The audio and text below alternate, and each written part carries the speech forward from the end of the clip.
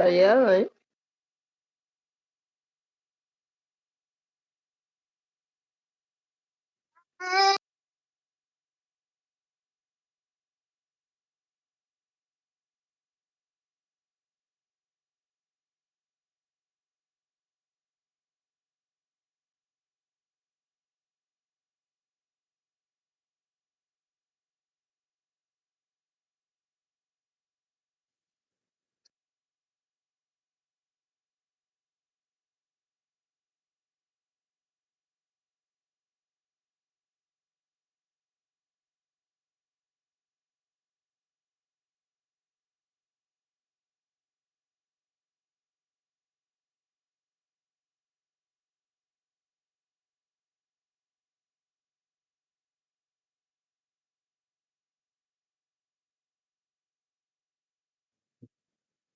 Me confirman, doctores, que logre verse bien la pantalla y que me escuchen, por favor.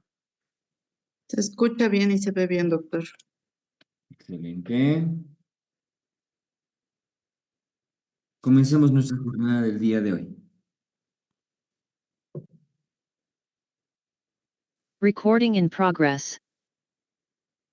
Muy buenas noches, doctores. Vamos a comenzar con el tema correspondiente para el día de hoy, que es climaterio y menopausia. Para entender, bueno, primero empezamos con nuestro casito clínico. A ver, tengo una paciente de 51 años de edad con los antecedentes de Gesta 2 y para 2. Actualmente con diagnóstico de diabetes mellitus en tratamiento con glibenclamida. Refiere fecha de última menstruación hace 14 meses. Refiere además la presencia de sequedad vaginal y dispareunia de moderada intensidad desde hace 5 meses.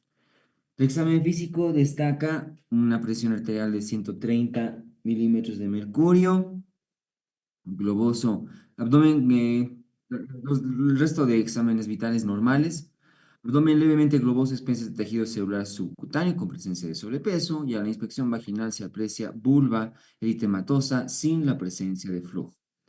Los laboratorios, leucocitos de 9800, PAP negativo para lesiones intraepiteliales malignas, la glicemia está en 105. La ecografía reporta útero y ovarios hipotróficos y la paciente tiene de profesión oficinista.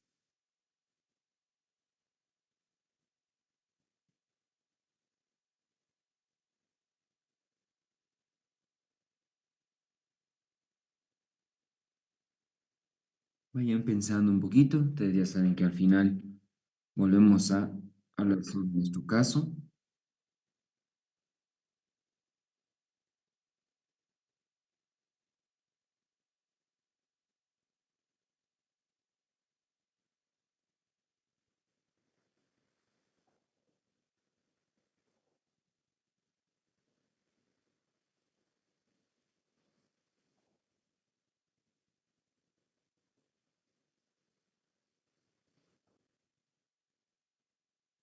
Súper. Empecemos. Para tener en cuenta los cambios, toda la perspectiva de terapia de reemplazo hormonal, es un poquito hablar acerca de lo que significa el climaterio. El climaterio es ese periodo perimenopáusico, es decir, antes, durante y después de la menopausia, que implica el cese de la actividad ovárica, que significa que el ovario va a dejar de trabajar y por ende una mujer va a concluir la etapa de su posibilidad reproductiva, ¿ya? Esto también se denomina en función a una transición menopáusica, ¿ya? El ovario no deja de trabajar de la noche a la mañana, sino que es paulatino y que se llama, ya lo habíamos visto en temas pasados, la mejor oportunidad donde una mujer tiene la mejor calidad folicular y la mejor cantidad también folicular es cuando está en vida intrauterina. Esos 6 millones de folículos están alrededor de las 20 a 24 semanas de gestación y ya ingresan en apoptosis, ya ingresan. De modo que al nacimiento una mujer nace apenas con 1 millón. En la etapa de que se llama reproductiva hasta llegar a la menopausia, apenas 450 folículos es el promedio que una mujer va a ovular a lo largo de toda su vida reproductiva. Y estos últimos años, estos últimos folículos interfieren en el inicio de esta transición menopáusica. Se denomina perimenopausia al episodio antes de cumplirse la menopausia, que es de alrededor aproximadamente un año. Se denomina menopausia al lapso por el cual una mujer ha dejado de menstruar justamente por este año concluido, ¿no? Un año después ya se determina menopausia. Insuficiencia ovárica es aquella paciente que presenta esta característica menopáusica antes de los 40 años. Se denomina precoz porque el término promedio de la menopausia es entre los 45 a 52 años. Este último número es prácticamente la línea media para la menopausia. Hablar de 40 a 45, la bibliografía dice es una menopausia temprana, pero insuficiencia ovárica precoz, ¿ya? Se denomina antes de los 40 años.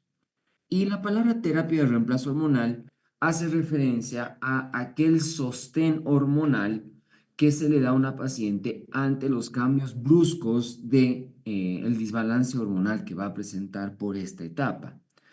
Y la bibliografía también lo refiere en etapas, ¿no? Hay una etapa reproductiva que se caracteriza por los números -5, -4, -3, la etapa transicional -1, -2, -1, y la perspectiva ya menopáusica es +1, +2, ¿no? Eso quiere decir que aquí está el punto de corte para la menopausia, etapa reproductiva, perimenopausia y menopausia propiamente dicha. ¿Cuáles son los cambios principales para poder entender una menopausia? Primordialmente, la hormona folículo estimulante en ausencia de la inhibina, ¿ya? Porque van a empezar a alterarse las células del ovario y por ende va a disminuir primordialmente parte de estrógeno e inhibina. Esto va a formar cantidades mayores de la hormona folículo estimulante. Es más, para el diagnóstico laboratorial de menopausia, este es el esta es la hormona más importante, la hormona folículo estimulante. Y por contraparte, ya les había comentado, va a disminuir la inhibina, va a disminuir la testosterona y también van a ir disminuyendo los andrógenos, como dihidroepiandrosterona, testosterona.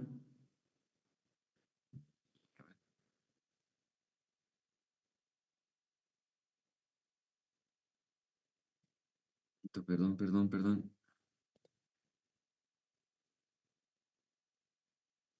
Ahorita vuelvo a compartir. Espérenme, espérenme, doctores, por favor, perdónenme.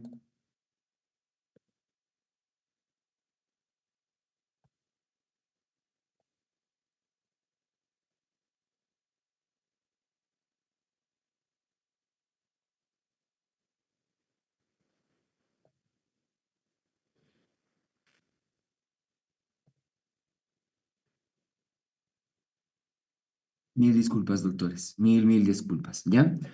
Y que se llama la otra hormona que es correlacional con la fertilidad y el inicio del cese prácticamente es la hormona antimuleriana. Valores superiores a 1 dicen que una paciente estuviera entre la etapa reproductiva y transicional. Valores menores de 1 en la hormona antimuleriana hablarían ya de una paciente posmenopáusica o particularmente, me diría, con poca reserva folicular. Bien. Ya una vez que entendemos lo fisiológico de la menopausia, tenemos que tener en cuenta que esta etapa transicional puede traer algunos percances para la salud de la mujer. Esto debido a que el estrógeno, a la par de su actividad reproductiva, también tiene funciones extra ginecológicas, ¿ya? Como por ejemplo el factor óseo y se denomina osteoporosis a aquella paciente que tiene un valor de -2.5 asociado a la posibilidad de fracturas en una densitometría ósea, ¿ya? Donde lo normal es que la paciente tenga entre +1 a -1, osteopenia -1 a 2.5, osteoporosis menor a 2.5 y osteoporosis severa cuando es menos a 2.5 asociado ya a fracturas, ¿ya? Eso es lo que se maneja en la bibliografía para, la definición de osteoporosis. Y osteoporosis puede ser primaria y osteoporosis también tenemos la secundaria. La secundaria es aquella, como tal cual está en su segundo nombre, secundaria a otros procesos que no necesariamente son de causa fisiológica. Mientras que se denomina primaria aquella osteoporosis que sí en su patología está en función a la disminución del estrógeno. ¿Y por qué el estrógeno es tan importante? Porque se ha demostrado que valores inferiores de lo normal de estrógeno hacen que se eleven factores de necrosis tumoral de citoquinas, interleucina 1, interleucina 6 y el factor de necrosis tumoral alfa. Esto modifica las enzimas óseas que favorecen a la formación de nuevo tejido óseo y a la reabsorción de este mismo. En relación a la función, a la formación de nuevo tejido óseo, hablamos de los osteoblastos y estos se van a encontrar disminuidos. Y las células que se encargan de reabsorber el tejido óseo se llaman osteoclastos y estas van a estar elevadas. Eso quiere decir de que va a haber menos de que se llama producción y mayor demanda del tejido óseo. Eso va a repercutir en una debilitación justamente del tejido óseo. Y esto a la par va a ir en relación, número uno, a que por la edad va a disminuir la arquitectura ósea, ¿ya? Es más frecuente en pacientes con 50 años para adelante. Va a haber una disminución del remodelado óseo y pueden haber factores extraesqueléticos a la par, ¿no? Como la posibilidad de una vida sedentaria, pacientes que tienen menos peso, tienen más chance de fracturas, pero no es porque el sedentarismo sería correlacional a la obesidad, sino que aquí una paciente sedentaria y de bajo peso no tendría esa posibilidad de protección para una fractura. Están también síntomas, digo, hábitos como por ejemplo el tabaco, que pueden, y la parte de la dieta, que pueden influir a que una paciente tenga la posibilidad de fracturas, ¿ya? Y al momento de hablar también es en función al capital óseo, a la velocidad con la cual se pierde el tejido óseo, la edad y hablamos también de factores de riesgo. En los factores de riesgo tenemos los que pueden ser no modificables y los factores que son modificables, ¿no? Los factores que no son modificables es las pacientes que ya han tenido un antecedente de fractura anteriormente. La raza caucásica, la raza blanca tiene más chance de tener una fractura. La raza latina y la raza negra tienen menos. Edad, mientras más adulta la paciente, más chance de poder tener fractura. El simple hecho de ser con sexo femenino, hay más chance de fracturas que en relación al sexo masculino. Las pacientes con demencia o las pacientes con un estado de salud pobre tienen más chance de hacer fracturas. Y dentro de los factores de riesgo que son modificables tenemos el tabaquismo, el peso, acabamos con estrógeno porque se ha demostrado que la terapia de reemplazo hormonal favorece en algunos casos la prevención de fracturas. El bajo consumo de calcio, el alcoholismo y la poca actividad física son factores de riesgo no modificables. Tenemos que tener en cuenta para el diagnóstico que las zonas más importantes para las fracturas es en función a la muñeca, la fractura de Coles, tenemos al cuello femoral, fractura de cadera, y también tenemos a las vértebras, que son más frecuentes de la T10, T12 para abajo, predominantemente en zona lumbar y parte de la sacra. Estos son los tres lugares donde es más acentuada las fracturas en una paciente con osteoporosis. De ahí radica que los métodos diagnósticos por lo general también van en relación a estos. Ya habíamos hablado de la densitometría ósea y en su T-score. También tenemos el DEXA que se llama una variante a la densitometría ósea con un tanto de mayor sensibilidad. Tenemos la absorciometría, no utilizada mucha, pero está dentro de las posibilidades diagnósticas. Y también podemos realizar una ecografía de las zonas de posibilidad de fractura. No son gol estándar, pero nos pueden dar un parámetro como para posibilidades de osteopenia, por ejemplo. Como dice el refrán, más vale prevenir que lamentar y hay medidas en las cuales pueden hacer para prevención de las posibilidades de fracturas, como por ejemplo la actividad física y la actividad física anabólico con la posibilidad de perder especialmente grasa abdominal, ¿ya? Y reforzar articulaciones y los huesos. La prevención de caída con mejor, los ejercicios de postura ayudan bastante bien. El peso, pacientes con ganancia de peso se ven más favorecidas para la prevención, ¿no? Hábitos como por ejemplo el evitar el tabaco, evitar el consumo de alcohol y la suplementación de calcio y de vitamina D se favorecen mucho a las pacientes para la prevención de fracturas por osteoporosis. Dentro del tratamiento, aparte de la prevención, destacan el uso de estrógenos, que pueden ser conjugados o el estradiol puro. Pueden ser análogos selectivos de los receptores de estrógeno, como por ejemplo el tamoxifeno y el ramoxifeno. Pueden ser bifosfonatos, ¿ya? Aquí se benefician el uso de alendronato y risendonato. Este último tiene una particularidad más importante para evitar la pérdida de tejido óseo. Podemos utilizar esteroides sintéticos como la tibolona. Las pacientes con hormona paratiroidea se han visto que se han visto muy favorecidas tanto para el fortalecimiento de los osteoblastos y para la reducción de los osteoclastos. Esto es una posibilidad muy importante de la hormona, puesto de que la mayoría de los medicamentos tiene más actividad antiosteoclástica que osteoblástica, ¿ya? Y también dentro de otros medicamentos pocos utilizados están la calcitonina y el uso de esteroides no convencionales.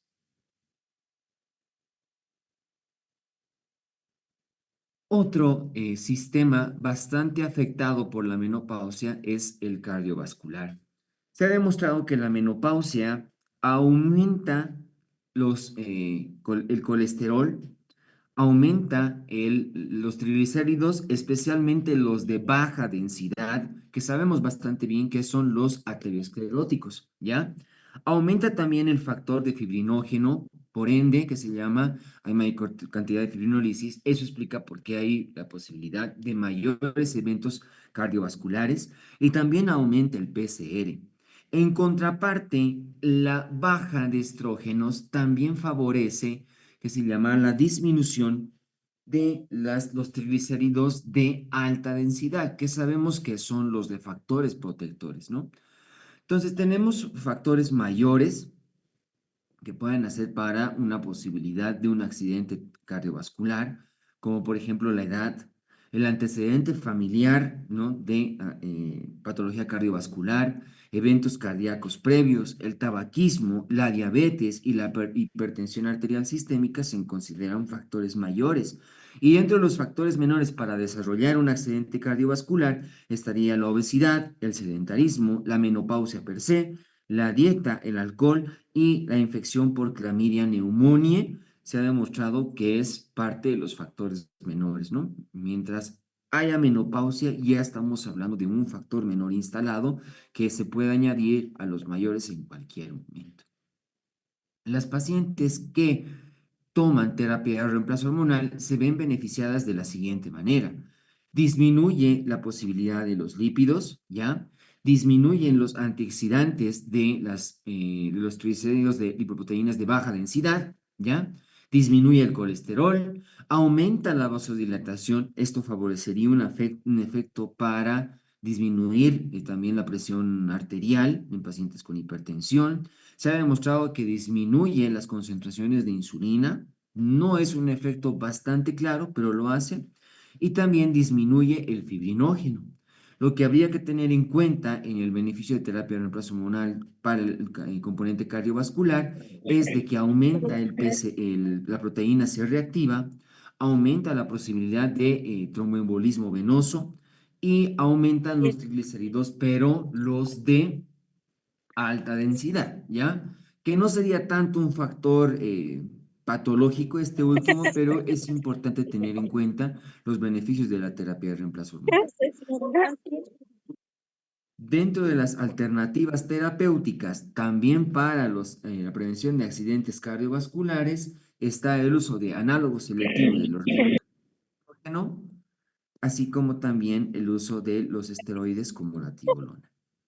Es importante tener en cuenta que la actividad, la terapia de reemplazo hormonal para el componente cardiovascular se benefician las pacientes cuando están en esa etapa transicional o antes de esa etapa transicional. Cuando ya las pacientes están diagnosticadas de menopausia, el hacer terapia de reemplazo hormonal tiene beneficios controversiales. No se ha visto de que haya una gran ayuda de la terapia de reemplazo hormonal para la prevención de accidentes cardiovasculares, ¿no? Una vez instalada, ¿no? A eso se le llama prevención secundaria. Y esto también está en relación al estudio Y, porque este es el estudio más utilizado y hasta la actualidad también tiene validez este estudio para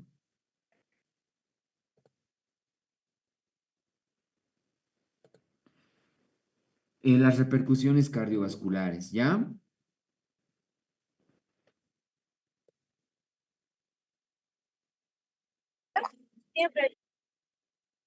Sonia, su micrófono, por favor. Vamos, sus micrófonos, por favor, doctores.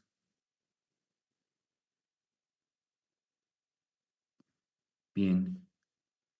Otros que se llama, otra zona blanca o órgano blanco que hace la actividad baja de los estrógenos en la menopausia es el sistema nervioso central. Y se ha demostrado de que ciertos lugares en específico del sistema nervioso central son bastante influyentes por los estrógenos, ¿no? Como por ejemplo la corteza, el sistema límpico y el hipocampo, la amígdala y hipotálamo. De ahí radica que la menopausia en los síntomas, cuando hay alteración del sistema nervioso central, está en función a la pérdida de la memoria, a el sueño, a los síntomas vasomotores, al insomnio, a la disminución de la libido, a la depresión que puedan tener o síntomas de tristeza o a la irritabilidad, ¿ya? Y que se llama, las pacientes se benefician de la terapia de reemplazo hormonal y de los análogos selectores de los receptores de estrógeno, ¿no? Se benefician bastante bien para la disminución de estos síntomas por estas zonas cerebrales que son influenciadas por el estrógeno. Y también se ha demostrado que las pacientes con tendencia a la demencia por Alzheimer también tienen una ligera mejoría cuando están en terapia de reemplazo hormonal. Ya que hablamos de la terapia de reemplazo hormonal propiamente dicha, tenemos que tener en cuenta que hay tres posibilidades al momento de realizar terapia de reemplazo hormonal. El uso de estrógenos, el uso de progestágenos o lo menos utilizado, pero ya que es una terapia hormonal, hablamos de los andrógenos. Los más utilizados son los estrógenos. Y los estrógenos, miren, podemos tener el estradiol micronizado, el estradiol puro, los estrógenos equinos conjugados, los estrógenos esteroidificados, el sulfato de estrona, el barrenato de estradiol y el estradiol son los más utilizados. Aquí cabe recalcar que no hay estrona porque la estrona es la molécula menos bioactiva. Ya es más, en la menopausia, el tejido adiposo se encarga por la actividad de la glándula suprarrenal de formar esta estrona. Y esta estrona es además la que favorece el aumento de grasa abdominal, no de tipo androide. Por eso es que lo ideal es evitarla, la estrona, lo más que se pueda, ¿no? Por eso es que otros son los estrógenos más utilizados. Tenemos que tener en cuenta que, ahí podemos ver en los ejemplos, hay muchos estrógenos que se administran por vía oral, hay algunos que se administran por vía intramuscular, hay algunos que se administran por vía vaginal, hay algunos que se administran por vía dérmica y hay algunos que inclusive que se administran nasal o por implantes subdérmicos. El hecho radica que cuando se administra por vía oral, el medicamento va a ser sintetizado por el hígado y el elemento bioactivo más importante, la hormona, va a tener un componente sistémico, es decir, va a trabajar acerca de todo el cuerpo. La diferencia entre, por ejemplo, el vaginal es de que concentraciones normales, solo el efecto va a ser en esta zona, a diferencia de los dérmicos que sí pueden también tener repercusión corporal, pero de menos importancia que la oral. La vía nasal también tiene los mismos efectos de la vía oral, solo que la biodisponibilidad sería más rápido debido al paso directo al componente sanguíneo. La administración por vía intramuscular tiene un efecto rebote, ¿no? Dice que la administración intramuscular se alcanzan niveles súper altos en los primeros días y luego tiende a disminuir. Por eso es que se tendría que utilizar constantemente la vía intramuscular para evitar esta caída de golpe y brusca que pueda tener una vez los primeros días administrados. Y esto simularía de que tenemos efecto sistémico muy importante en la paciente, por eso tal vez es una de las menos utilizadas. ¿Y qué implicancia también tiene que tener el uso del estrógeno? Que el estrógeno, si bien tiene efectos beneficiosos, su gran problema está en que también estimula el endometrio. Y al estimular el endometrio, la gran posibilidad de que haya patologías como hiperplasia y cáncer endometrial son altas. Por eso es que es importante a la par siempre tener en cuenta que la otra alternativa de la terapia de reemplazo hormonal son los progestágenos. Y el uso de progestágenos en sí es para proteger simplemente ese endometrio. Es prácticamente para lo que sirve. Tenemos progestágenos micronizados, la medroxiprogesterona, que es la más utilizada. Tenemos la noretisterona, el norgestrel y la ceproterona. De estos dos tenemos actividad antiandrogénica, ya lo habíamos visto en síndrome de ovario poliquístico. Tenemos la dihidrogesterona, la drospirenona, que tienen también actividad antimineralocorticoide, pacientes que no quieren aumentar de peso. Y el levonorgestrel es bastante utilizado con perspectivas de fortalecimiento para reproducción, ¿no? Las pacientes en estado transicional que quieren embarazo y a la par tenemos que hacer terapia de reemplazo hormonal se benefician del uso de levonorgestrel. En relación a la terapia con andrógenos, ¿ya? El único utilizado o el que tiene mejor biodisponibilidad y está aprobado por la FDA es la metiltestosterona, que para lo único que prácticamente se utilizan los andrógenos son para los síntomas en función al estado de ánimo y para la libido sexual. Se ha demostrado también una ligera actividad para la perspectiva ósea, pero no tiene mucha efectividad como los otros dos anteriores.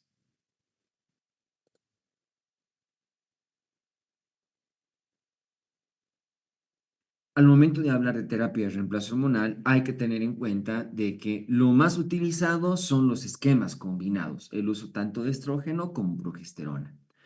Y tenemos esquemas secuenciales discontinuos. Es aquella paciente que se le administra, que se llama por todo un mes estrógeno y solamente cierto tiempo se administra progestágeno. Después se descontinúa, ¿ya? Por eso se llama discontinuo. El secuencial continuo es aquella que igual se administran estrógenos de mayor cantidad en las primeras etapas del ciclo menstrual, progesteronas de baja cantidad, ¿ya? Conforme va pasando el ciclo, se va bajando el estrógeno y se va aumentando la progesterona, ¿no? Y eso es lo continuo. Mientras que los combinados continuos es prácticamente utilizar la misma dosis de estrógeno todo el año y se va jugando con los progestágenos para evitar, para mantener, perdón, la regla o para evitar el efecto que no queremos en relación a la hiperplasia. ¿Cuáles son las indicaciones de la terapia de reemplazo hormonal? Uno, está en función a los síntomas vasomotores, los sofocos, que es la presencia de calor, de fiebre, primordialmente en palmas de las manos, planta de los pies, tórax, cuello y la cara, que es por poco tiempo, 3 a 5 minutos lo que dura, ¿no? Pero algunas pacientes llegan a tener tanta elevación de la temperatura que hasta pueden llegar a transpirar y mojar la ropa que están utilizando, ¿no?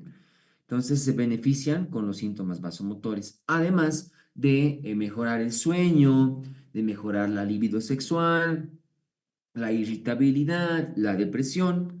Mejora también los casos de osteoporosis en menopausia.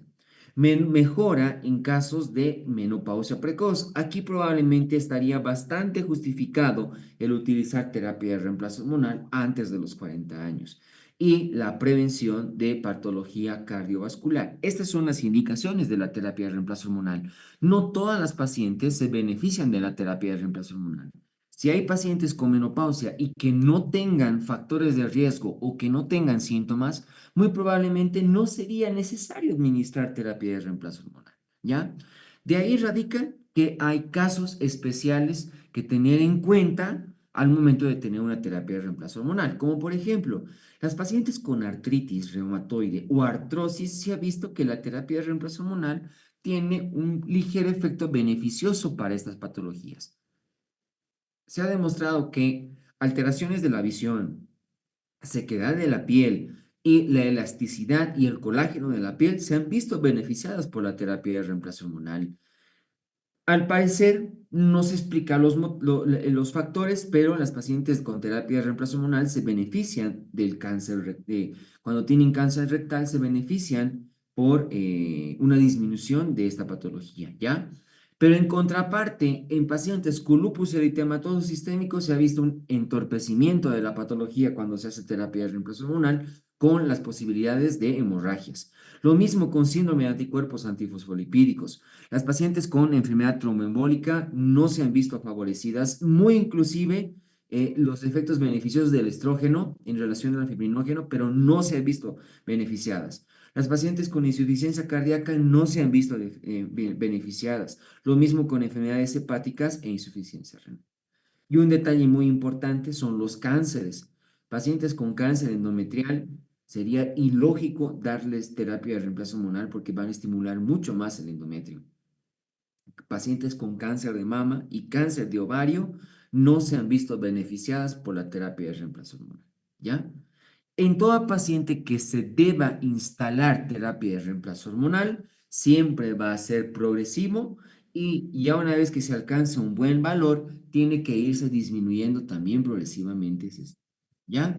Por lo tanto, para el seguimiento se hará una adecuada historia clínica, evaluando factores de riesgo, antecedentes desde familiares, antecedentes quirúrgicos, antecedentes que se llama de esa paciente, su examen físico, su peso y talla serán importantes, la última, la toma de Papa Nicolau, la presencia de mamografía que siempre se hace después de los 40 años, una ecografía transvaginal para valorar cómo están los ovarios y valorar primordialmente el endometrio. Y en los laboratorios siempre se solicitará hepatograma, lipidograma, pruebas de función renal y marcadores tumorales, ¿no? Por ejemplo, en cáncer de mama, mamografía, ¿ya? En cáncer de ovario, sea 125. Y en cáncer endometrial, ahí me ayuda la ecografía ginecológica.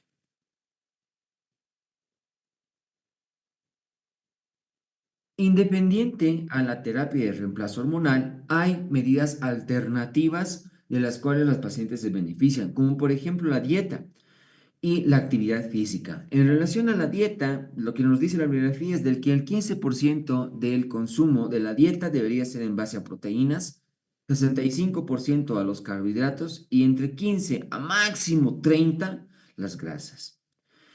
El ejercicio se va a beneficiar cuando la actividad es más en relación al abdomen. Recordemos de que el estrógeno, la baja de estrógeno, perdón, favorece el aumento de lipoproteína de alta densidad, favorece de que la estrona sea el estrógeno más bioactivo y está más predominantemente en tejido adiposo. Por eso es que el ejercicio de la zona abdominal es de mucha importancia.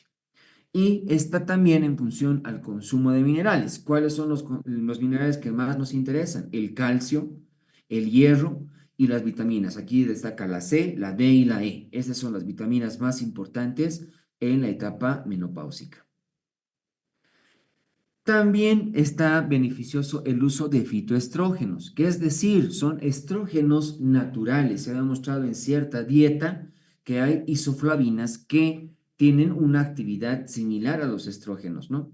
Y tienen efectos bastante beneficiosos, como por ejemplo la disminución de los cánceres endometriales y el de seno, Disminución de los síntomas vasomotores, disminución de los sofocos, disminución del aumento de la libido, disminución de la sequedad vaginal, disminución de los síntomas urinarios, que me estoy olvidando bastante al momento de hablar, que se llama de terapia de reemplazo hormonal, y menopausia, que las pacientes tienen más chance de presentar atrofia, por ende van a presentar primordialmente incontinencia, van a presentar que se llama dispareunia, tienen más chance de hacer infecciones urinarias.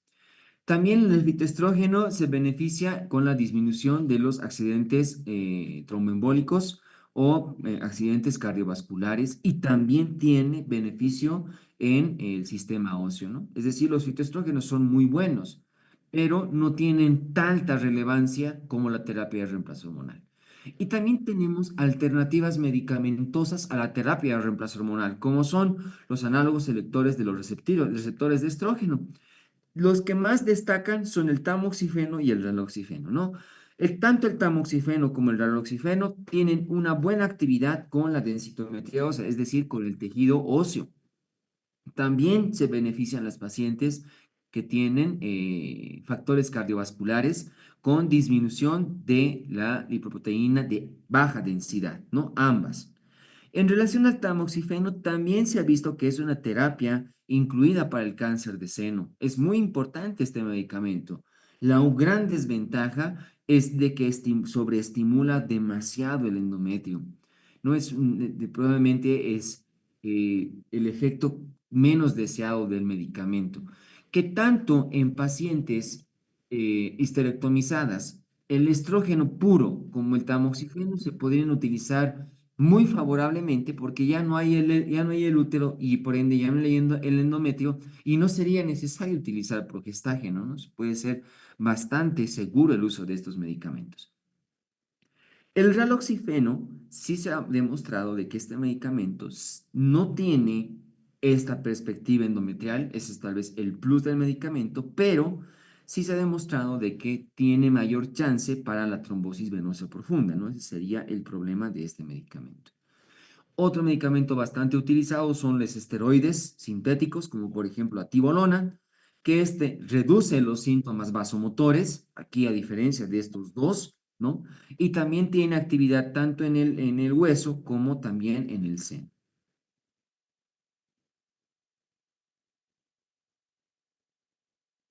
Es imprescindible tener en cuenta las contraindicaciones de la terapia de reemplazo hormonal y tenemos contraindicaciones absolutas. En estos casos no se debería administrar por nada. Cáncer de seno, cáncer endometrial, tumores ginecológicos como ser cáncer de cuello uterino y tumores ováricos, enfermedades hepáticas, enfermedades tromboembólicas, sangrado genital de causa desconocida o embarazo. Totalmente contraindicado. Tenemos contraindicaciones relativas, hipertrigliceridemia, tromboembolismo, antecedentes familiares de todas las causas absolutas, pacientes con migraña, hipertensión arterial sistémica, enfermedades cardiovasculares, leiomiomas, endometriosis y la presencia de varices. Aquí son contraindicaciones relativas, ¿ya? Y lo que la bibliografía nos hace referencia es que ya que una paciente empezó terapia de reemplazo hormonal, ya sea la hormonal o con sustitutiva o con siendo natural, siempre hay recomendaciones, ¿no?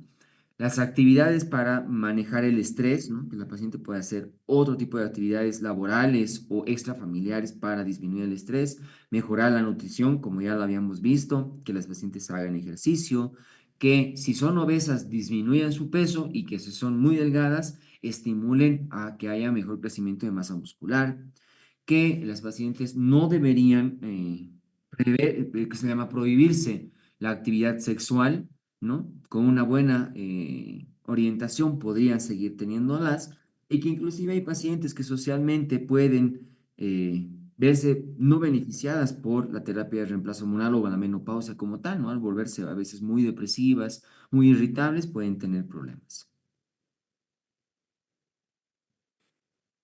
Bien, doctores, volvamos a nuestro caso clínico. Tengo una paciente de 51 años de edad con antecedentes de Gesta 2 y Partos 2, actualmente con el diagnóstico de mellitus tipo 2 en tratamiento con glibenclamida. Refiere fecha de última menstruación hace 14 meses. Refiere además la presencia de sequedad vaginal y dispareunia de moderada intensidad desde hace 5 meses también. Al examen físico, 130-90 milímetros de mercurio, los demás restos de las constantes vitales normales. Abdomen globoso a expensas de tejido celular subcutáneo con presencia de sobrepeso. A la inspección vaginal se aprecia vulva eritematosa sin la presencia de leucocitos normales, Papa Nicolau negativo para lesiones intraepiteliales malignas, la glicemia está en 105. La ecografía reporta útero y ovarios hipotróficos y la paciente tiene actividad oficinista. ¿Qué opinan?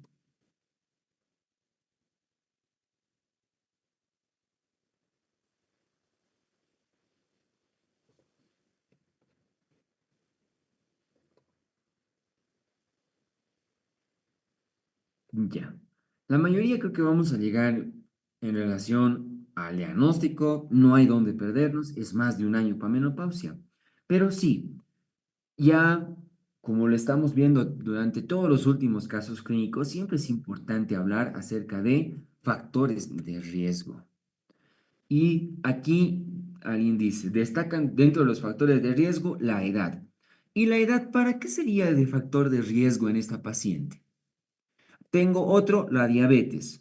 Tengo otro, la presión y otro tengo el sobrepeso. ¿Qué factores de riesgo tendría en esta paciente solo por el hecho de la edad, por ejemplo?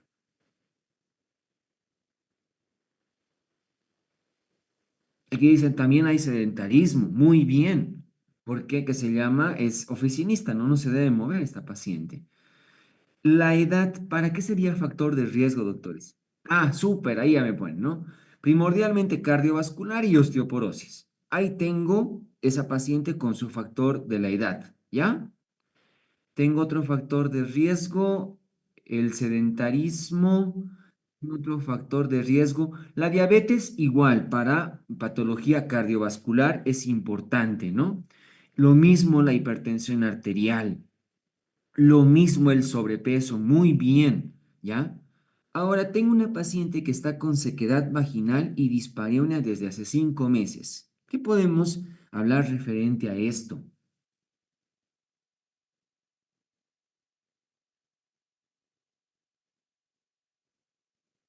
Muy bien. Atrofia vaginal, muy bien.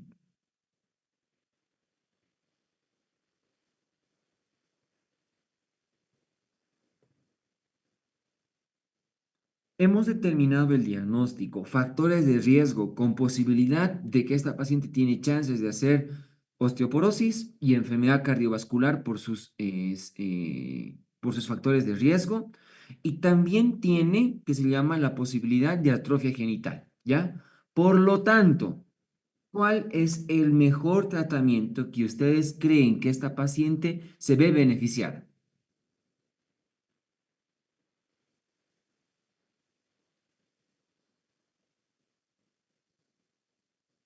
Terapia de reemplazo hormonal, terapia de reemplazo hormonal, terapia de reemplazo hormonal. Aquí alguien dice, ¿no? La terapia de reemplazo hormonal en esta paciente hubiera sido mucho mejor si se administraba antes de su etapa menopáusica y estoy totalmente de acuerdo. Muy bien. Aparte de la terapia de reemplazo hormonal, dieta, ejercicio. Muy bien. Alguien dice, ya, bueno, haré la pregunta, ¿no? Ahora, la terapia de reemplazo hormonal, doctores, ¿por qué vía la hago? ¿Oral, intramuscular, transdérmica, vía vaginal? ¿De cuál se vería beneficiada más esta paciente? Y es mejor conjugada pura.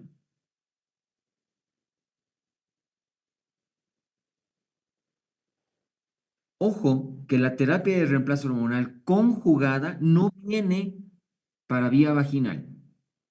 La vía vaginal viene pura, son estrógenos puros. No hay medicamento por vía vaginal, ¿no? El levonorgestrel sí podría ser por una T, ya, digamos así, ¿ya?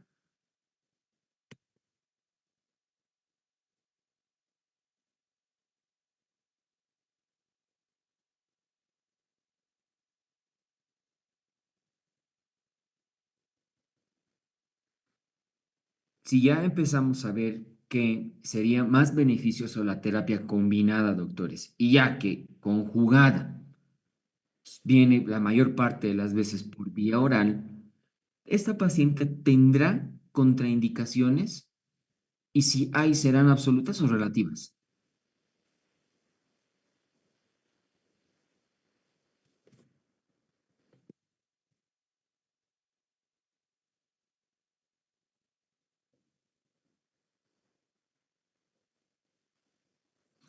Sí, muy bien, doctores. Tengo en esta paciente contraindicaciones relativas.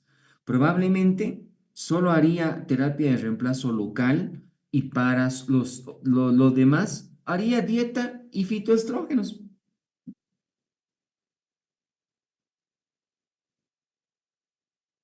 Sí hago terapia de reemplazo hormonal solo con estrógeno vía genital para favorecer esa sequedad y la dispareunia, ¿ya?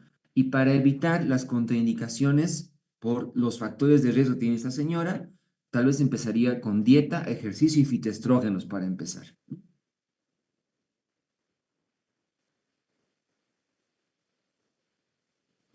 Ahora, bueno, que se llama útero y ovario hipotróficos, dice aquí la ecografía, ¿no? Por eso es que alguien dice, no, el cáncer de endometrio no sería preocupante. En esta paciente creo que no. En esta paciente no tendría el factor de riesgo para eso, pero obviamente si hago terapia de reemplazo hormonal, si la hago conjugada, ahí el progestágeno me va a cuidar ese endometrio. ¿Qué fitoestrógenos estarían recomendando? Aquí ya me van haciendo la pregunta. Antes de pasar a las preguntitas, las respondo. La soya es la mejor. La isoflavina de soya, el garbanzo, la lenteja, son componentes que tienen bastante bien el que se llama el fitoestrógeno, ¿ya? Interesante nuestro casito, ¿no? No parecía tan relevante, doctores. Bien, pasemos a nuestras preguntas, doctores. Ustedes ya conocen el chat. Vamos. ¿Cuál es la principal característica endocrina de la menopausia? Aumento de estrógenos, aumento de progesterona, elevación de folículo estimulante, disminución de la GnRH o elevación de luteinizante. FSH también debería estar acá, ¿no? Relaxin.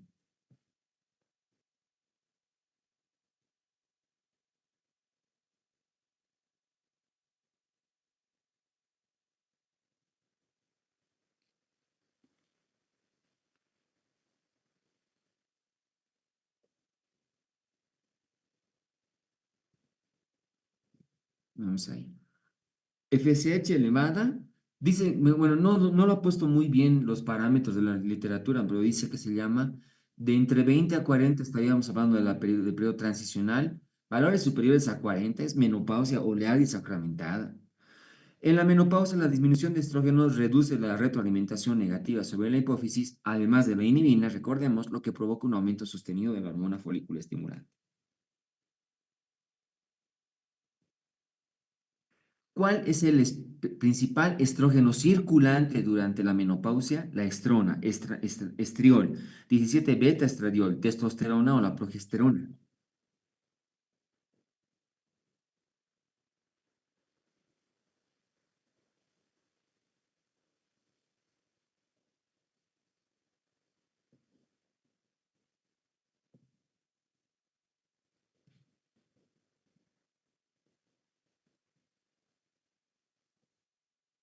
La estrona.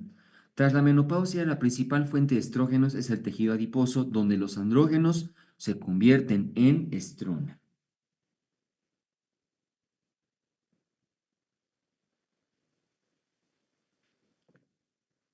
Es el principal sitio de producción de estrógenos en mujeres posmenopáusicas, ovario, glándulas suprarrenales, endometrio, tejido adiposo o hipotálamo.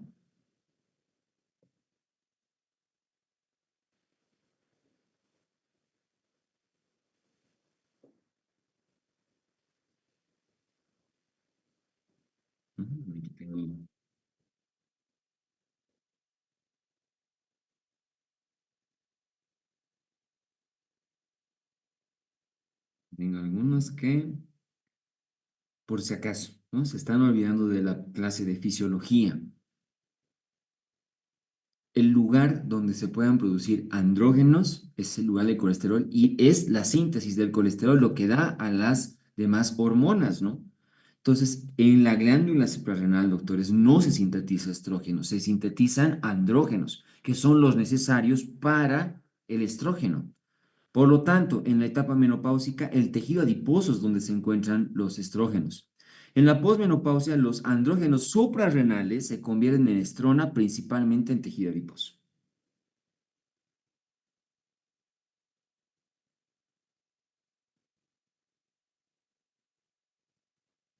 ¿Qué efecto tiene la deficiencia de estrógenos sobre el metabolismo lipídico?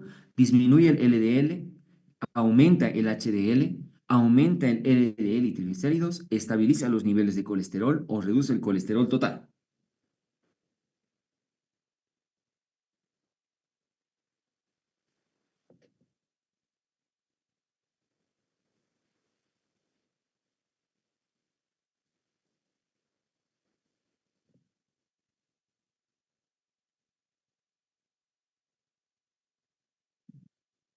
Aumenta las lipoproteínas de baja densidad, que son los peligrosos, lo sabemos bastante bien, y triglicéridos. La pérdida del efecto estrogénico hepático altera el metabolismo lipídico, elevando LDL y triglicéridos.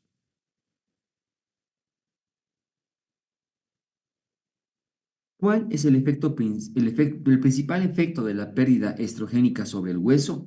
Estimula la formación ósea, reduce el remodelado óseo, incrementa la reabsorción ósea, disminuye la calcificación o estabiliza la densidad mineral.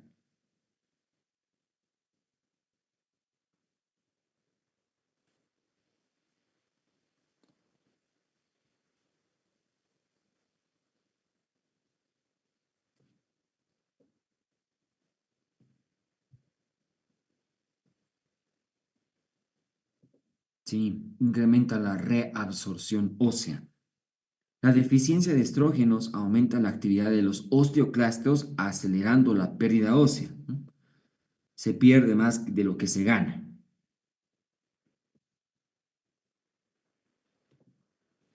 ¿Cuál es el primer síntoma clínico que anuncia la transición menopáusica? Aumento de peso, los bochornos, los trastornos menstruales, la disminución de la libido o el insomnio.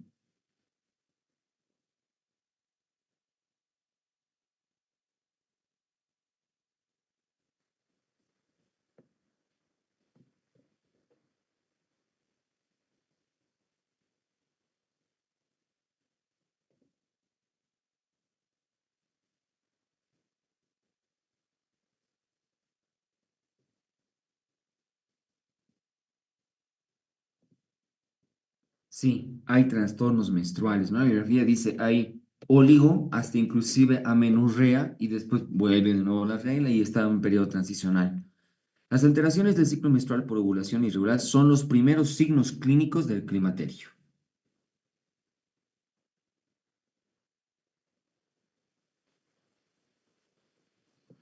¿Qué área ósea se ve más afectada por la osteoporosis posmenopáusica? Cráneo, hueso húmero proximal, tibia, fémur distal o la columna vertebral.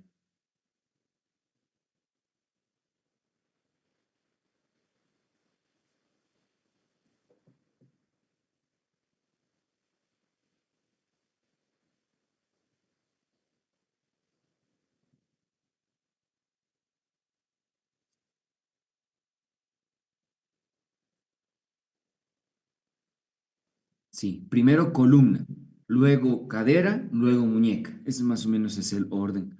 La columna vertebral, al contener gran proporción de hueso trabecular, es muy sensible a la pérdida ósea por el hipoestrogenismo.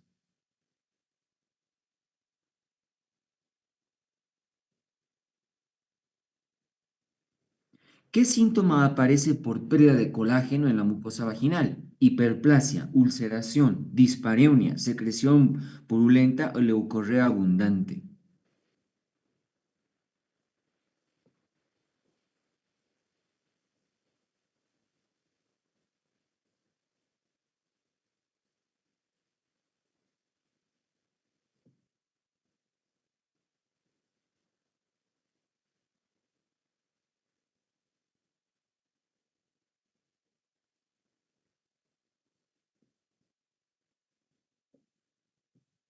Sí, dispareunia.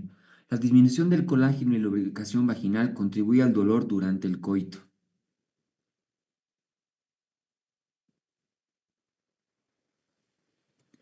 ¿Cuál es una consecuencia psicológica común del climaterio? Agitación psicomotriz, euforia constante, psicosis paranoide, trastorno depresivo o trastorno del pánico.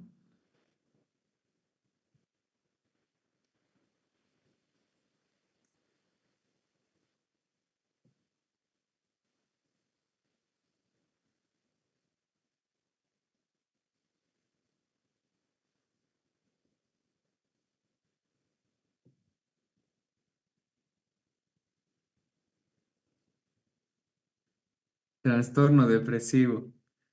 La caída hormonal puede afectar el estado de ánimo y desencadenar síntomas depresivos.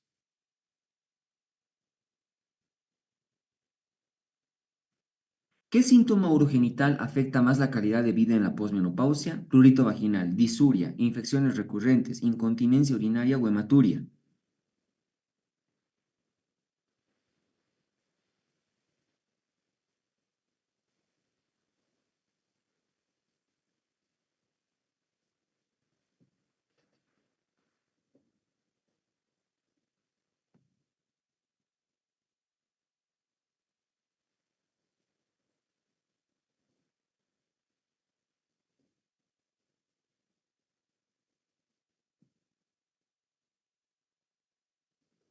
Incontinencia urinaria. Para la calidad de vida es incontinencia urinaria. La incontinencia urinaria tiene un impacto significativo en la calidad de vida y actividades diarias en las mujeres menopáusicas. No se pueden reír, no pueden toser, no pueden estornudar, no pueden levantar cosas pesadas. ¿No? Y no se pierdan el próximo episodio de este tema el próximo miércoles. Uno de los siguientes no es un estudio para la osteoporosis, densitometría ósea, el DEXA, la ecografía, la absorcimetría de un haz o la radiografía.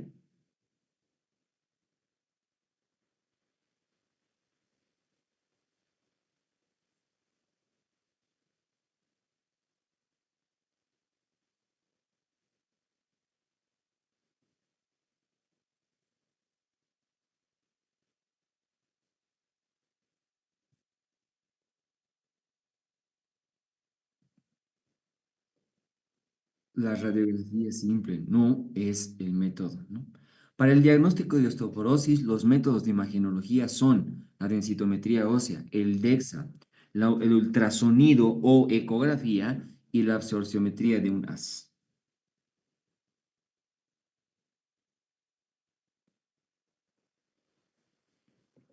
Uno de los siguientes no es un efecto de la estrogenoterapia en la menopausia.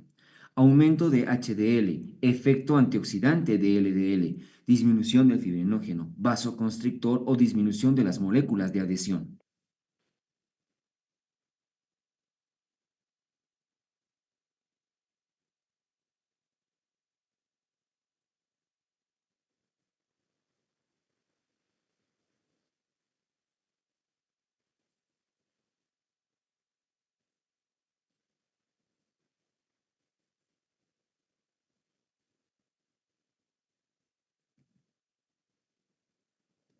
Sí, no es vasoconstrictor, más al contrario es vasodilatador, ¿no? Los estrógenos aumentan la vasodilatación dependiente del endotelio, lo que es mediado por la síntesis de óxido nítrico.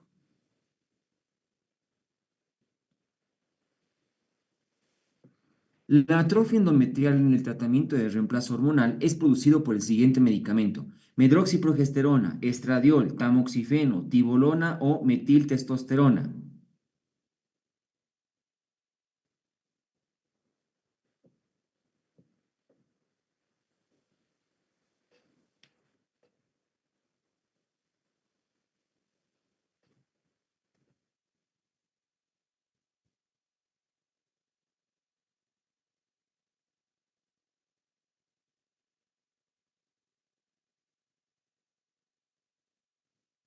Sí, aquí los progestágenos son los que producen la atrofia endometrial, perdón.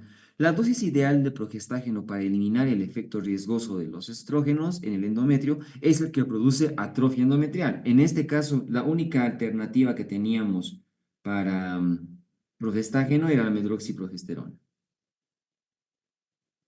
El efecto principal del uso de andrógenos en terapia de reemplazo hormonal es disminución del riesgo de fracturas, disminuye el LDL, aumento de la libido, disminuye la atrofia urogenital o disminuye los eventos coronarios.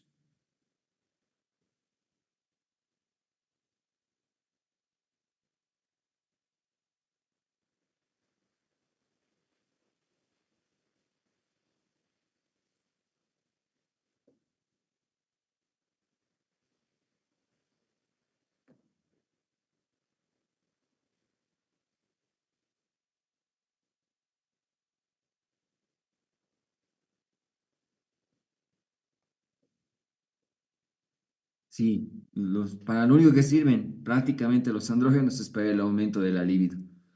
Los andrógenos tienen un efecto positivo en el estado de ánimo, las funciones cognitivas y la memoria. Su efecto sobre el comportamiento sexual se refiere fundamentalmente al deseo y la fantasía sexual. Uno de los siguientes carece de actividad sobre el endometrio en terapia de reemplazo hormonal. Estrógenos conjugados, estradiol nasal, valerato de estradiol, tamoxifeno y raloxifeno.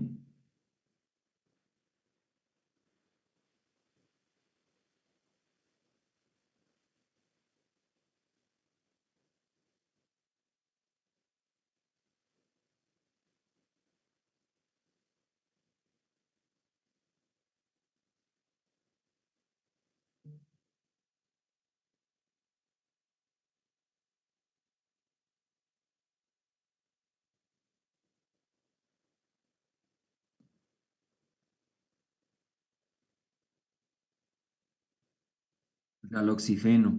El uso del raloxifeno no tiene efecto endometrial significativo. No se observa un aumento del grosor endometrial ni la incidencia de adenocarcinoma de endometrio.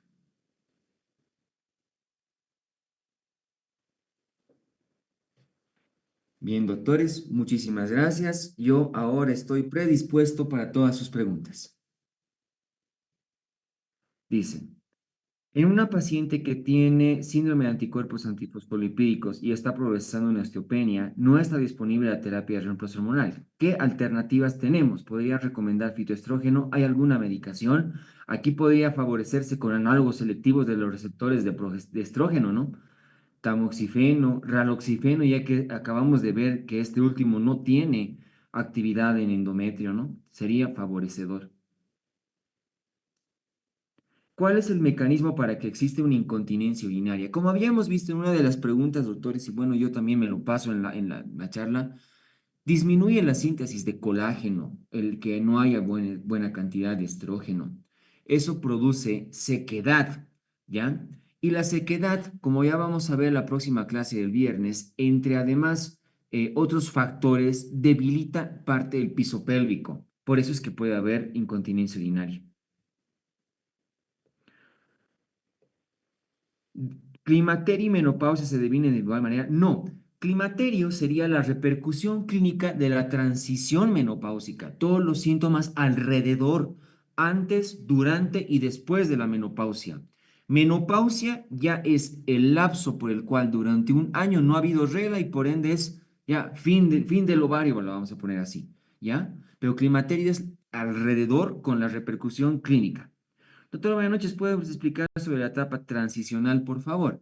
La bibliografía dice que en la etapa de fertilidad está -5, -4, -3.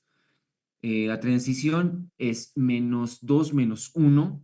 Y esta etapa transicional es de a poco, no es que el ovario del día para el otro va a dejar de funcionar, lo hace paulatinamente, lo hace de a poco. Esto se denomina transicional, también con la repercusión clínica. Doctor, ¿cuál es el tratamiento para la incontinencia urinaria en una paciente posmenopáusica? No se pierdan el próximo episodio de prolapso de órganos genitales más incontinencia urinaria de esfuerzo el próximo miércoles. Bien, ¿qué se llama? Muchas de las veces es un complejo multidisciplinario, ¿no? Se requiere de ginecología, urología y fisioterapia. Ejercicios de Kegel, disminución del peso corporal. Muchas de las veces se pueden hacer alternativas terapéuticas como una cistopexia, Desde el punto de vista vaginal, se puede hacer, eh, ¿cómo se llama? Colpoperineoplastía. Hay varias alternativas. El tratamiento es independiente de paciente en paciente. Doctor, disculpe, en esta pregunta, ¿cuál es la respuesta? ¿Cuál de los siguientes órganos no presenta receptores estrogénicos? Músculo liso, sistema nervioso central, hígado, riñón y pulmón. Ahí tendría que estar entre pulmón, yo lo diría, ¿ya? Porque se ha demostrado que la baja de, el estrógeno en relación al hígado es lo que induce a el aumento de LDL. El riñón está incluido, ¿ya? Con la síntesis para la micción. Músculo liso uterino, por supuesto. Sistema nervioso, por supuesto. Ahí yo diría pulmón.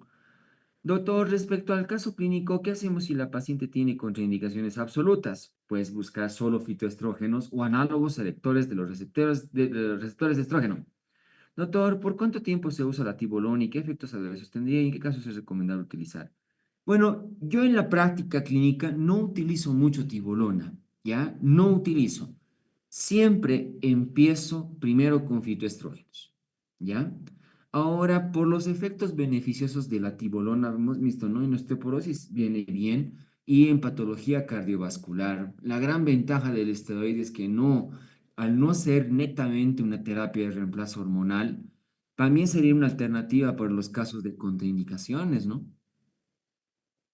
Si los medicamentos de terapia de reemplazo hormonal son muy caros, ¿podríamos recomendar anticonceptivos? No.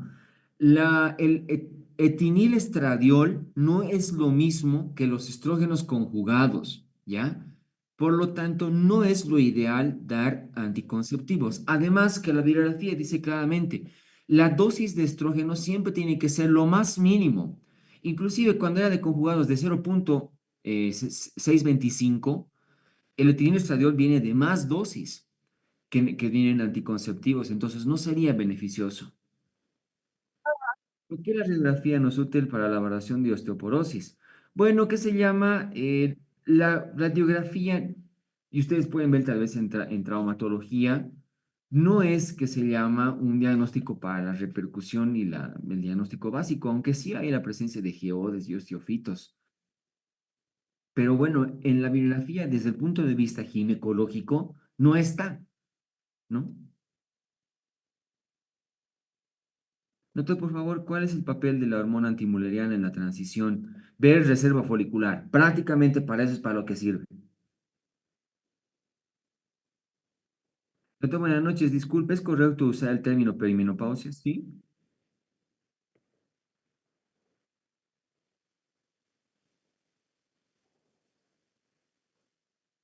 Doctor, buenas noches. Para el paciente con antecedente de fibroadenoma, ¿estaría contraindicado? Probablemente sería contraindicación relativa.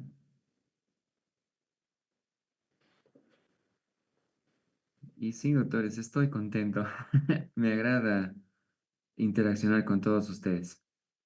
La terapia de reemplazo hormonal, ¿por cuánto tiempo debería administrarse? La bibliografía dice, no, no debería tal vez pasarse más el tiempo de 2 años. Y inclusive el primer año debería ser un parámetro de evaluación porque no es que el síndrome climatérico va a durar toda la vida. Llega un momento en el que se estabilizan las pacientes, ¿no? Entonces coincido, yo doy máximo un año y de ahí voy viendo. Y es también disminuyendo la terapia de reemplazo hormonal de manera progresiva. Y es más, máximo yo utilizo un año, 6 meses y ahí voy viendo cómo va mi paciente. ¿Cuál es la mejor opción de terapia de reemplazo hormonal en menopausia? Y bueno, para lo que está en la bibliografía, prefiero utilizar estrógenos conjugados con progestágeno. ¿Ya? Para lo que dice esta bibliografía. Hay mejores componentes hoy en día, pero bueno, no están en la bibliografía, ¿no? Doctor, buenas noches. Tengo una duda en el tema anterior de CACU. En la clasificación la mía mencionó que la IA representa inhibición menor a 5 y inextensión, pero en el libro dice extensión mayor a -7, al igual que en la extensión 1+1. Entonces, si entra en la clasificación, fijo, ¿cuál debemos colocar? Bueno, si es que de casualidad yo tuve el percance de colocar tal vez mal el signo en lo figo, les pido mis disculpas, pero es lo que está en su bibliografía, ¿ya? Doctor, buenas noches, un favor, ¿puede volver a la pregunta donde En su bibliografía, doctores, para el diagnóstico de osteoporosis por primaria, lo voy a poner por ginecología, no está radiografía. Ya está DEXA, que es una variante de la densitometría ósea con AS, la densitometría propiamente dicha, ya la absorciometría y el ultrasonido, pero no está, ¿no? Por eso lo he puesto como pregunta. No se olviden que su bibliografía les van a preguntar todo sobre este libro, no les van a preguntar lo que es actual. Doctor, ¿y el láser CO2 en el tratamiento de la menopausia? No solo el láser, el HIFU, que es una terapia nueva en relación a vibración y que también parte de láser utiliza, ¿ya? Es adecuado, pero no está en su bibliografía, así que yo prefiero que no se mareen con esto. Doctor, ¿cuándo usamos estrógeno solo y combinado? Estrógeno solo cuando la paciente está histerectomizada y combinado cuando hay útero. Doctor, disculpe, ¿la enfermedad tiroidea es un diagnóstico diferencial por tener síntomas parecidos a la menopausia? Sí, especialmente en hipertiroidismo, porque produce sequedad de la piel, alteraciones, irritabilidad. Doctor, ¿dar calcio con vitamina D es de por vida o se hace alguna variación en el tratamiento? Ah, qué buena pregunta, porque miren, yo me había olvidado, dentro de los estilos de vida, dice, las pacientes que no tienen buena exposición al sol se benefician de la vitamina D, ¿ya? Hay dosis diarias, hay dosis semanal y hay dosis mensual, ¿no?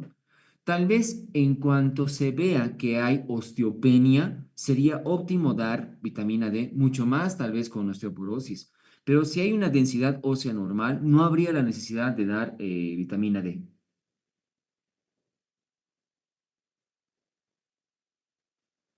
Doctor, disculpe, ¿por qué la ecografía sí es útil? Bueno, la bibliografía dice de que da la característica en el ultrasonido por lo ecogénico que puede hacer el hueso, da la chance de dar el diagnóstico, pero no es neto, o sea, no es de los primeros, dice la bibliografía, pero apoya el diagnóstico. Buenas noches, la ecografía, ¿cómo no? Ahí está, creo que acabo de decir. Doctor, ¿está contraindicada la terapia de CO2 cuando hay endometriosis? ¿Con qué estamos hablando del CO2? Eso me gustaría tal vez que me puedan reformular la pregunta. En pacientes joven con menopausia de origen fisiológico, ¿cuál sería el manejo? Estamos hablando de menor de 40 años porque las jóvenes no deberían tener menopausia. Entonces, si hablamos de una menopausia precoz, es decir, de aquella paciente que tiene, se le ha dado antes de los 40 años menopausia precoz, en este tipo de pacientes lo ideal es empezar con terapia de reemplazo hormonal, ¿ya? Las pacientes con menopausia precoz tienen más chance de hacer osteoporosis, enfermedad cardiovascular, más temprana edad de que las pacientes por edad adulta. Bueno, le agradezco mucho si es que yo puedo aportar con un pequeño grano de arena para todos ustedes, ¿no? Para mí, más bien el agradecido soy yo. Doctor, ¿qué opina sobre el uso de inositol en menopausia? El inositol no solo para menopausia, sino también para ovario poliquístico es muy bueno, pero es alternativo al tratamiento de base. Por lo tanto, si quieren dar inositol, perfecto, pero a la par, por lo menos utilicen uno de los amplios tratamientos que hemos visto hasta la fecha. Doctor, si la paciente que usa terapia de reemplazo hormonal tiene 20 años, ¿cuántos años más debería usarlos? Uy, esta paciente tiene ultra archimega menopausia precoz. Entonces, primero debería hacerse un balance. Yo no le puedo decir exactamente el tiempo que debería utilizar, ¿no? ¿Ya? Porque no hay un parámetro claro sobre el uso de terapia de reemplazo hormonal en menopausia precoz, ¿no? La idea es llegar a la edad transicional, tal vez para ir disminuyendo ese tipo. ¿Qué quiere decir? Tal vez a los 36, 38 años ya iría disminuyendo esa terapia de reemplazo hormonal. En caso no funcione el tratamiento hormonal convencional, ¿qué podemos hacer, doctor? Bueno, la bibliografía no refiere, ¿no? A los tratamientos sintomáticos.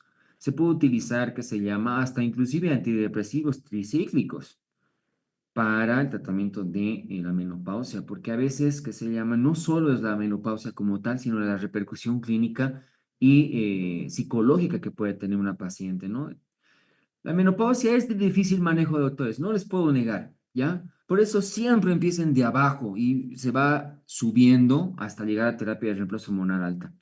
Doctor, ¿nos podría explicar nuevamente las etapas reproductiva, transicional y menopáusica? Gracias. La etapa reproductiva está en -5, -3 y -2. Es aquella paciente que tiene todavía reserva folicular importante. Los valores de folículo estimulante están bajas, hormona antimuleriana mayor a 1, estrógenos están normales, ¿ya? Y la paciente puede tener familia. En la etapa transicional ya se empieza a elevar un poquito la hormona folículo estimulante, ¿ya? Inclusive dice la radiografía, no es que se eleva y se queda ahí, sino que puede tener fluctuaciones de elevación y otra vez vuelve a la normalidad conforme también el estrógeno baja un poquito, vuelve a su normalidad, baja un poquitito y vuelve a su normalidad. Entonces todavía la paciente en algunos casos podría tener familia, pero menopausia ya es prácticamente folículo estimulante para arriba, estrógeno para abajo y la paciente ya no podía tener familia y es la ausencia de la regla por más de un año. Y en la etapa transicional son alteraciones menstruales.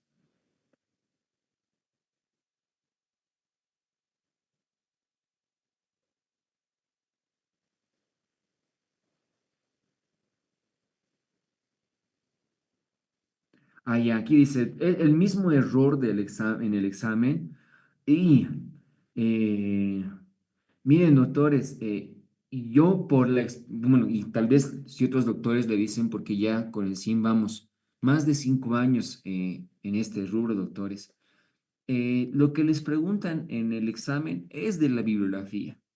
Si hay un error en la bibliografía, que rara vez ha entrado una pregunta con error. Me acuerdo una de ginecología de la segunda edición de Gori, había un error y entró de ese error, ¿no? Entonces la respuesta era el error, no había de otra. ¿Qué tan efectivo es el tratamiento de fitoestrógenos para los síntomas vasomotores y cuánto tiempo tendríamos que esperar para su efecto? Son muy efectivos, doctores. La verdad es que son muy efectivos.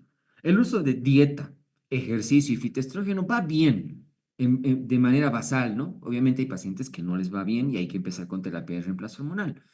Los parámetros serían los mismos cual una terapia de reemplazo hormonal. 3 meses, 6 meses, un año, es lo que deberíamos ir jugando.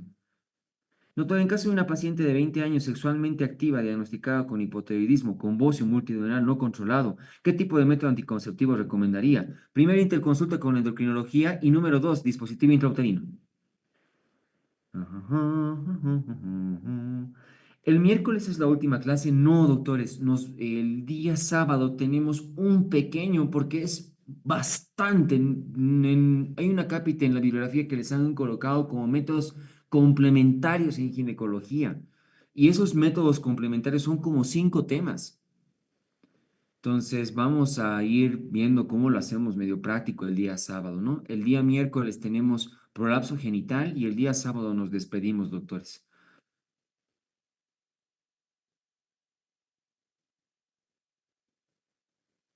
Son hartos, pero no sé, no sé lo objetivo de colocarle así a grueso modo en la bibliografía. Cuando digamos, por ejemplo, colposcopía, ya hemos visto bien en el tema de PAP, pero bueno, haremos eso, ¿no?